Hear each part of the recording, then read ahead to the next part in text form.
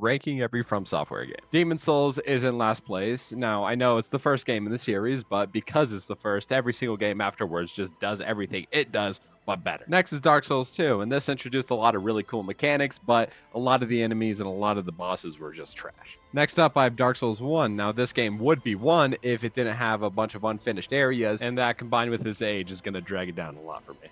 Next up, I got Bloodborne. Now, this game has a lot of really cool areas, but a lot of the bosses are pretty bad. So I think it's really good, but it's just not as good as some of the things I have later on this list. Coming in at number 3, I got Dark Souls 3. Now, this game does pretty much everything great. I mean, the bosses are amazing. The weapons feel great. The only gripe that I have with this game is the first half is kind of boring, but as soon as you get out of Fair and Keep, the rest of the game is a blast. In second place, I got Elden Ring, and this game is just a better version of Dark Souls 3. Its map is massive. There's so much things to do around the map, and every single playthrough could be completely different from the last. One thing I do dislike though is because the game is so huge, every time I start a new playthrough, I got to run around the map collecting a big list of items. But after that, then the game is just amazing. Every single boss is so well designed, but it doesn't come close to what I have at number 1 on this list, which is Sekiro. This is one of my favorite games of all time. It is definitely a masterpiece. The combat is unlike anything else that we see in any of the other games. It's so fluid, and getting into the zone in this game is one of the best feelings ever. The story is also really good. While it doesn't have some of the in-depth lore that the other games have, it actually has a coherent storyline while you're playing throughout the game, which the other games don't have. And it just has the best bosses.